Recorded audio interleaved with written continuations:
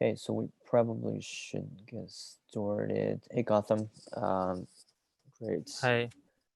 So great. We got 6 people, and we will continue the format of with breakout rooms. Um, People have provided feedback that has worked, and it seems like it has some good effects. And so let's continue with that. So Gotham and I will be in the same room. Um, well, I guess Parth is not here. I think he was typing, and I saw him, but he's not here. Anyone else wants to be in the breakout rooms? Arshad, Terrence, Yuri. I'll join a room, but how do we actually get into those? You'll be assigned. So Oh, okay. yeah, you'll be assigned. Don't worry. It's just Okay. a Zoom setting. Yep. Sure. So This is Darren. I was having audio problems, but I'm here. no worries. Uh, so we're just assigning people to breakout rooms right now. Terrence, you want to be with Darren? I kind of need to be with Parth, but I'd go with Terrence. If Parth comes along, he could join in maybe, because Yeah. we're sort of working together on stuff. That would be great, because I don't see Yeah. him. Yeah, exactly. Cool. I was gonna say that, Thank you. since he's not here. So, but if he joins, and I did see him typing, let me just add him. Parts. Hey, are you joining? Okay, so if he joins, then I'll assign him to your room. So that's no problem. But at this moment, we're just gonna group Terrence and Darren together, if you guys don't mind. And Arshad, how about you? Do you want to be with Yuri? Yuri, are you here? I'm just going to look at some PyTorch stuff that I've been meaning to. So probably not easy for me to join anybody else because it's kind of like a personal Sure. investigation. So you can stay in the main room. Yuri, are you here? Okay, Yuri is not here. And so Victor is here. Victor, can you hear us? Victor? Victor? Can you hear us? Okay. Okay, so but before we do that, obviously we want to go through the whatever people have done and whatever people want to discuss before we kind of here's Parth, right? So hey Parth, we were just talking about assigning you and Darren together, and of course Terrence wants to join as well. So yeah, definitely. Yeah, sorry about that. yeah, no worries, no worries. We're just talking about assigning people into rooms. Victor, are you here? Yuri, are you here? Okay, so I cannot get responses from them. So let's go forward with what we need to discuss. Does anyone want to share anything, any questions, comments so far on the competition before we dive into the coding sessions?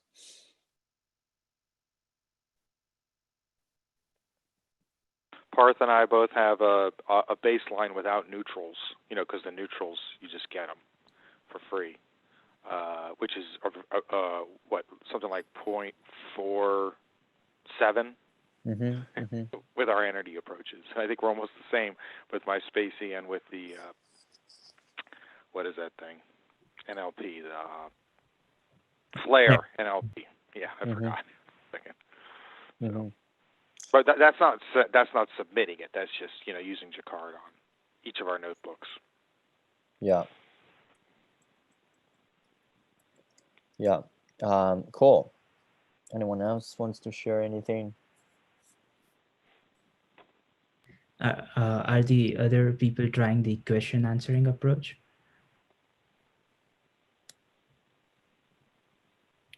I'm still on the NER approach. That's kind of my first run. There was another approach too that was interesting too, right? There was the I think Yuri was interested. It was the explainability approach with the new explainability tools. Those are sort of I think those are the three. So. Yeah, and I don't think Yuri, are you here? Yeah, he's probably just listening. Yeah. Okay. Well, yeah. That's cool. I didn't know you can do that, but would love to know more how we can use, perhaps explainability as an approach to solve the problem. That's cool. Oh yeah, what you do is you train a classification problem for the sentiment, and then you use explainability, and it'll tell you why it chose the class. And what kind of explainability are you talking about? Attention? I don't know. There's like a couple different techniques, but it's just like there's a couple really good packages that just make it pretty easy to do. So that's all. What is it? I don't know if you're going to get a single word or a bunch of single words, or if you're going to get phrases. I really don't know. What are the tools? Shit, someone else must know. I'll look them up real quick in my notes, but it's probably Lime and Shap. You got it, man. There's a couple more, but they're all in Python and usable too, right? I'm pretty sure. Yeah, here you go. There's LIT. That's Google one. Language interpretability tool. There's Lime and Shap. There's a couple others too, but I mean, I would just go use one of those. I think they're pretty well developed libraries. What's the difference between Shap and Lime? I don't know. Who just spoke up about that? Yeah, I don't Is know. that Gotham? Yeah, it's Gotham. Have you ever used either of them? Nope. Gotham? No. Okay. Yeah, not used. It says Lime is similar but faster to Shap. Local and model agnostic explainability. I'm just looking for my notes from a talk I attended. I don't know, but let's see if this. Can you paste images into a Zoom chat? I don't think so. That sucks. Okay, I'll try anyway. You can do it on Slack. What's that?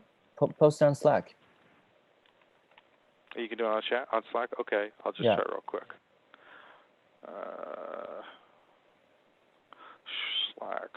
Slack.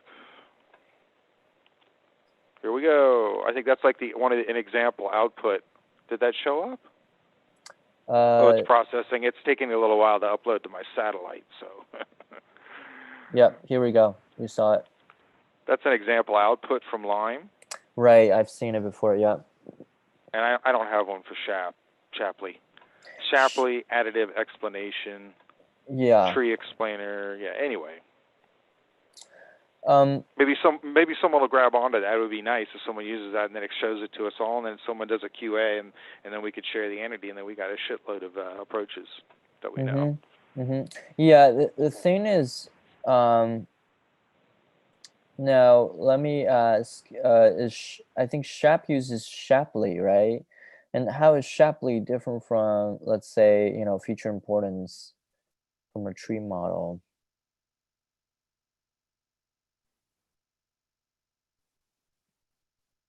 Anyone else has any ideas on that?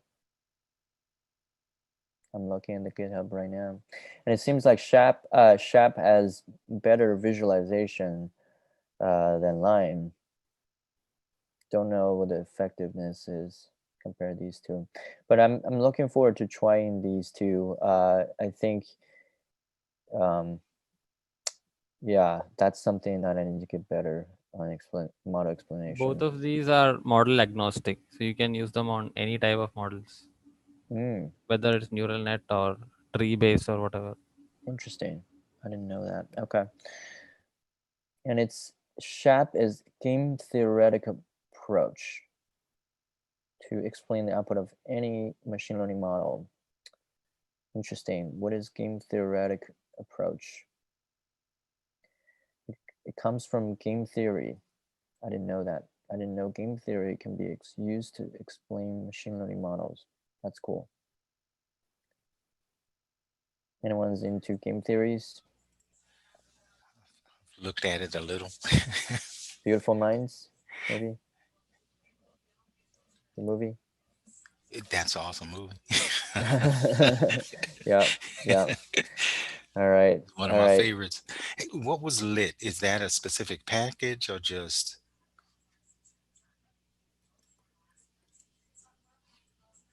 It's a tool made by Google to explain transformer models in specific, I think, BERT. Any good tools on explaining attention? I'm way too fascinated with attention right now on model explainability, because I think that's really, really cool. That can be used in a lot of places. Hey, Terrence, here's Lit. Thank you.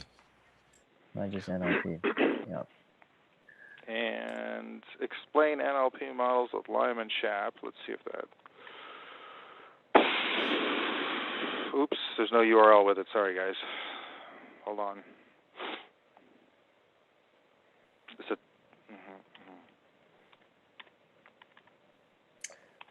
Is Yuri and Victor here? Are Yuri and Victor here?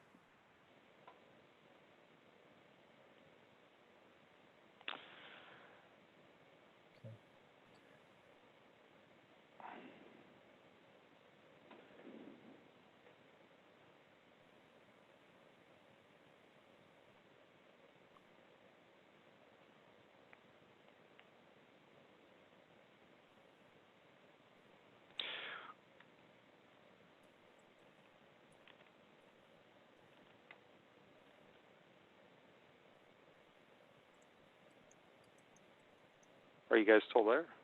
Yep, we're still here. Okay. I was just waiting for you. Okay. Are you gonna say something for Lime and Shap? No, but I got something here, though, dude. Let's check this out for everyone to get a little overview. Cool. Do you want to screen share and go through that article maybe really quick if you've read it? Well, I read it a long time ago. I don't have any idea what it says now, but let me just at least show you the post here. It's just 6 Python libraries to interpret machine learnability and build trust. Awesome. But I don't know if it's, and it lists like 6 of them, so it's a good jumping off point for people, right? Yeah, I'm just starting a small to medium sized contract with a like 200 people firm, and to explain like why, to explain why, and build a machine learning product and explain the why to business professionals, and that why it is super, super important to when it comes to working with professionals who don't have a technology or machine learning background. And I think being able to master these libraries can have great utility when it comes to delivering a successful product. So looking forward to using more of these. Yep. Why using Jupyter? I'll tell you yeah. The why of your machine learning models, explainability of machine learning models. Oh, that's what I meant. Yeah. I get it. Yeah. Cool. So let's dive in. Let me assign the sessions now, and I don't think I can hear back from Yuri and Victor, so we'll just keep them in the main room. Yeah, I just rejoined. I don't know, for some reason I didn't have any audio till now. Oh, okay. So great. I'm glad you're back. Yuri, did you want to share something, on the explainability part, and do you want to be assigned into a room? Yeah. Yeah, no, I'm pretty open. The only thing I did is I looked. There's a I think like very popular EDA notebook. So I went through it, but like maybe half of it. So, but Which one? Which one are you talking about? so there's I think most popular EDA for this Kaggle competition. Um, it just like looks at the data. So I went through it. Oh. And yeah, that's the only thing I did. Got it. Okay. So, do you want to be assigned into a room? Sure. Okay. I think we have not heard back from Victor. Victor, are you there? Yeah, sorry. Okay. I just no, actually, I'm just I'll just listen for now. I'm more into different things at this point, so but it's just good to listen and learn. So okay, so Yuri, you will join. How about this? Because I do feel like one-on-one is probably still the best way to go. Terrence, do you want to be with Yuri?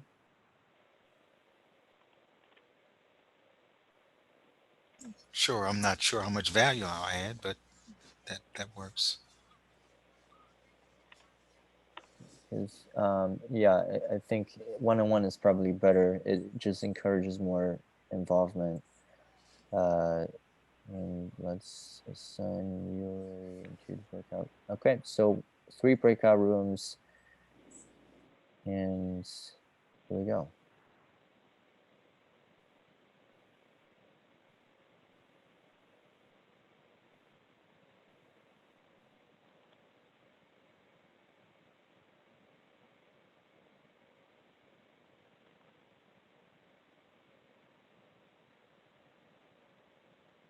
There we go. You there?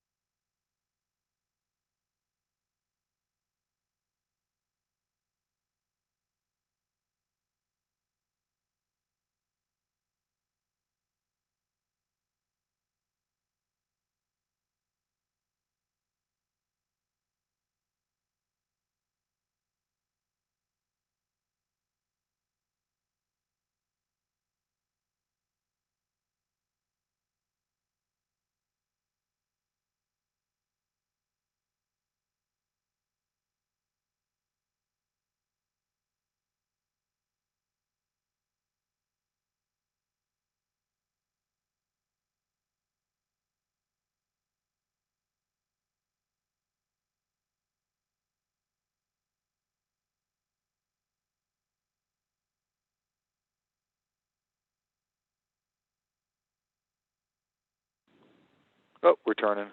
We are returning. Yep.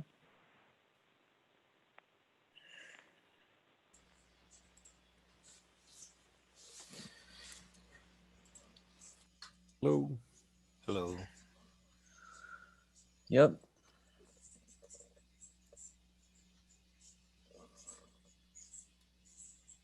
All right. So we are back. And how's everyone going? It's good. Cool, cool.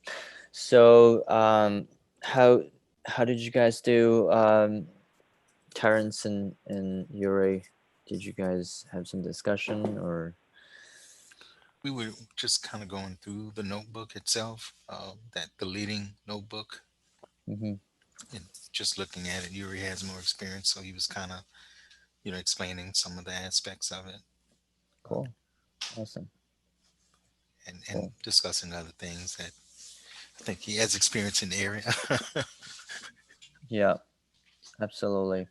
Um, and I'm glad you guys were able to kind of engage in more conversation on talking about the project. Was it helpful, Terrence? For me, definitely. Okay. And I did promise, next time I'll make certain that I go through the entire notebook, and there's a number of references I need to go through, look at the video, so I have a better understanding, so Mm-hmm. I can be contribute more than What was that note? What was that notebook? Can you? the Well, note. actually, Yeah. can I show it? Can I show it for a second? Yeah. Yeah. I think I should send it in chat. It's you cannot miss it. It's the highest rated notebook there. Mm-hmm. It's I'm called looking at this as well. Analysis EDA and Models. Oh, it's the EDA one. Yeah. Yeah. Cool. So we went through most of it, and I ran into the same thing that I've had before. So when I copied this notebook, I didn't copy, I just copied the notebook, but because it's pretty fancy, it actually needed more stuff in the input.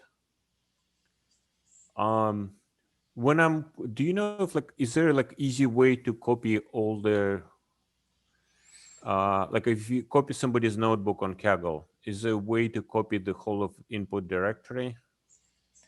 Has anybody tried doing that?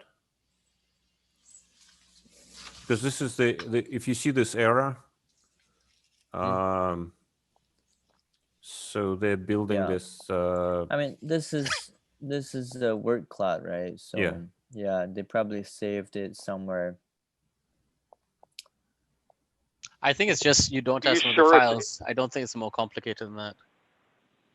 It's actually in the directory when you open up the notebook before you copy it. You see it there.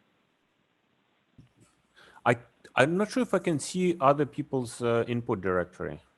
Well, oh, that's a basic Can- thing. Like when can you I? open up a notebook. Yeah, that's a good question. So this is his notebook.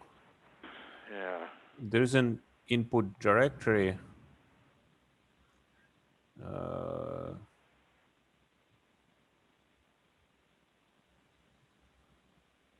But That's his stuff, right? yeah. It's just missing from it. Maybe you do when you edit, copy it, get all that stuff. Are you sure you don't? Maybe he just didn't include it.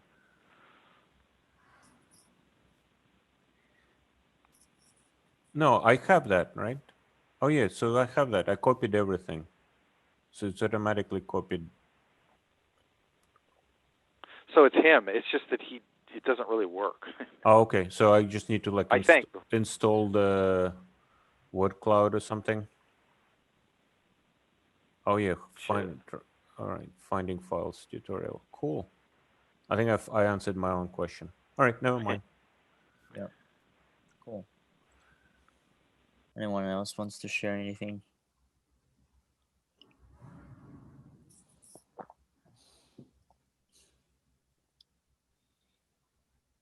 Parth made some good simple progress, right? Because you got your number up by realizing eliminating the just when we had empty predictions, just putting the whole sentence in there or the whole sentence in it. and then that brought him up from like a 0.46 to a 0.5 something, and then he threw the neutrals back in there, and it gets him up to what are you up to there, Parth, when you throw the neutrals? 6, 7 or something? Yeah, so if I consider neutrals and replacing empty strings with text, it is 0.69. So that's using pretty much a straightforward flare NLP stacking. Right. Use Yeah. what, glove and forward backward? Those are the 3? I did not use glove, just the use Oh. forward and use backward. Do you mind Uh-huh. sharing your notebook? Oh, yeah, sure. Give me a Share second. screen. Well, Yeah. when Chang, what are you doing in terms of NER? Have you gotten to the point where you're using a particular, like, are you using BERT or Spacey or Flare or what? I'm just using Spacey right now. Literally, gone through the tokenization and going through more EDA stuff. Haven't got to the exact model yet, but probably next session I will be. Well, when you get further along, you may want to jump in with us because we went over a bunch of Spacey stuff too. So Cool. or we, Awesome. maybe we'll have a Spacey. Maybe as this develops, we'll have a Spacey whole group session or something, you know, Sure. and then a Flare one and whatever. But either Awesome. way. Yeah.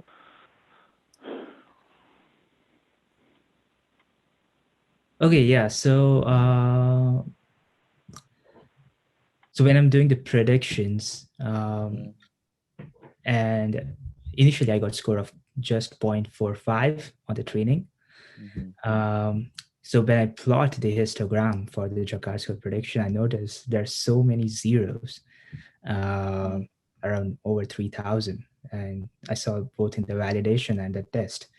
So I was curious why, what are these predictions that are zeros? So I noticed that most of them are empty strings, like 81%. So that's a huge number.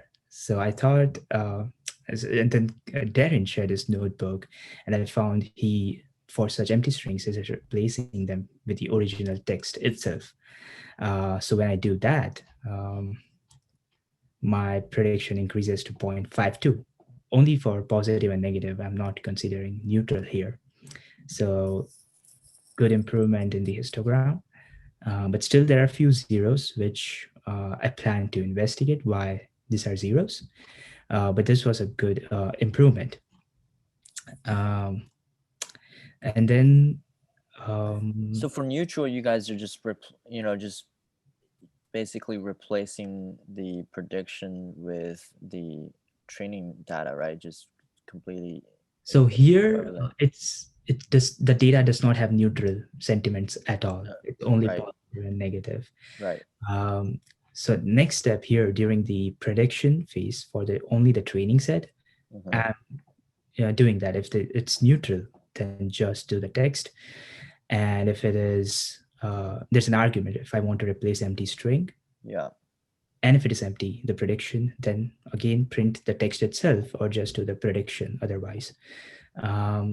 So there, if I do false, which is if I do not want to replace empty strings, then my score increases to 64, considering neutral. And if I replace the empty strings with the text, then score increases to 69, which was good improvement. And this is only on the training. And that's what now plan to do. We have a couple of things that we shared with each other, which was very insightful.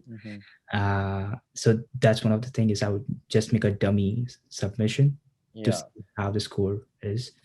And then Darren shared about this, which is catastrophic forgetting for NLP. Very, very insightful. So I do plan to read this. And he's planning to implement this in his notebook next. So it would be very nice to see how it turns out. And is there, because right now we're just literally doing it, then calling the metric, right? And how do we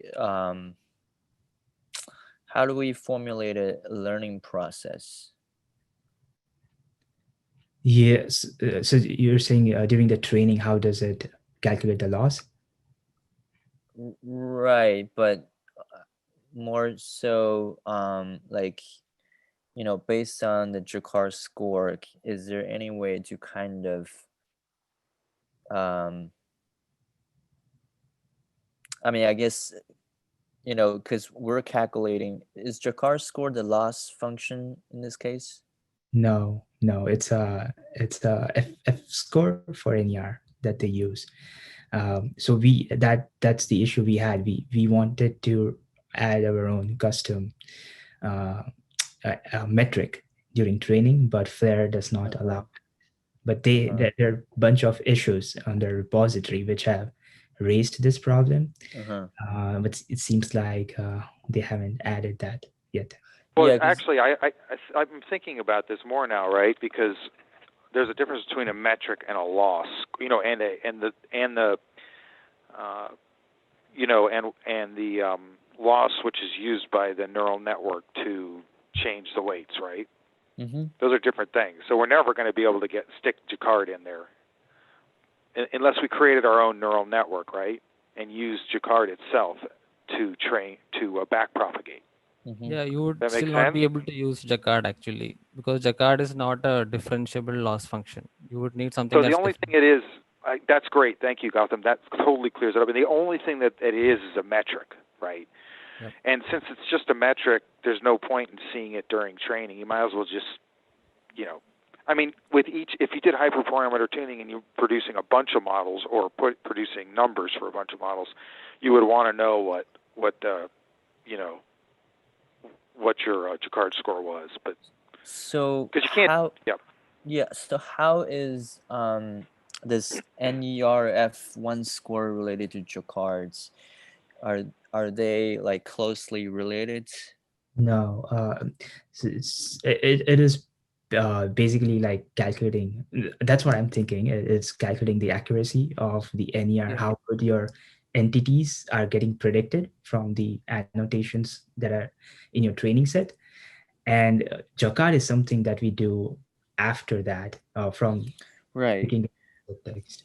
The main difference is that in Jacquard, if you get half of your entity right, you get some points for that. Whereas in F1 score, you have to get the exact match of the entity. Like each token is classified as yes or no, right? So yeah, it's different in that way. You are just looking at I guess even in F1 score, you would still get some of the score. Yeah. But yeah, the difference is that in F1, even F1 is not a loss, it's just a metric. The actual loss is cross entropy, I think. Yeah, since it's a token classification. Okay, so Yeah. interesting. But how is that cross entropy calculated across? So is it just comparing yes or no? Like yeah, you're classifying each token as a yes or no, right? So it's a binary cross entropy, and then you add those losses and you propagate back. Interesting. So basically, it's just comparing your training, your extracted training token, whether that's equivalent to selected token or not. That's it. Can you repeat that? Yeah. So it's basically comparing the selected training token with the it's comparing the training token with the selected label token and whether it's equivalent or not. Is that what the classification task is? That's the metric, right? Classification, for each token you do a classification, whether this is an entity or not, yes or no, for the first word, the second word, third word, and then you have a loss for all of them, right? And then you add those losses, and I where think do we that's how it get works. that entity from, whether it's That, an entity or not? that's the label, right? That's right. So that's the selected text. Yeah, so that's how, like, before you train, you have to annotate, make a custom training set. So every selected text word would be classified as an entity. So you have to, like the BIO format, in that the few of the text data sets have for NER. And so what happens in the training is it tries to predict that entity, which in case would be our selected word tokens. And after the training is done, we actually don't need the entity here. We need the text that correspond to the predicted entity. So we pull out the text related to that entity to calculate the Jaccard score, which is okay. And how do you name this entity? Is that named, or it's just like whatever is in that selected text is called some entity X? So it's like this. So if it is a selected text, then the very first occurrence would be marked by B and hyphen, and followed by other tokens would be I hyphen. And if it is not a selected text token, then it would be only O. So what it tries to predict is this B and I tags during the training. Must be giving it a name, because you can probably use it to do multiple entity types. I know in Spacey it does. Yeah. Maybe it's doing it by default, or if you look at the outcome, right, the predicted, object that has that I and O and all that, the span in there, right? Somehow that might actually have a name in there. Oh yeah. They're right here. Is that how the EDA notebook, the highly rated notebook, annotates the entities? Is that what it is? In Spacey, you have to just give it the starting index and the ending index of your entity, and you say that this, and you just give a name for that entity type, and you just feed that to the model, the start index, end index, and the name of your entity. So you basically have your own entity type, which is the answer, right? Or the selected text. Yeah.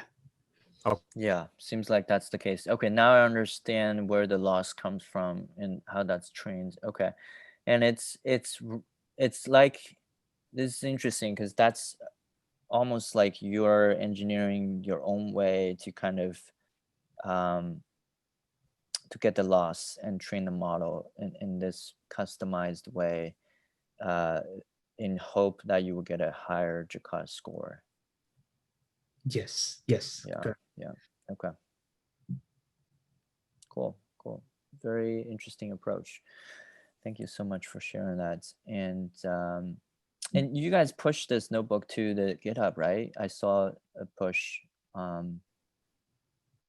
Yeah, I made a pull request. I just posted it. Great. Yeah. Awesome. Yes, it's in the GitHub. I didn't do that with mine, but cool. Yeah, seeing that now. All right, sounds good. Anyone else wants to share anything, talk anything?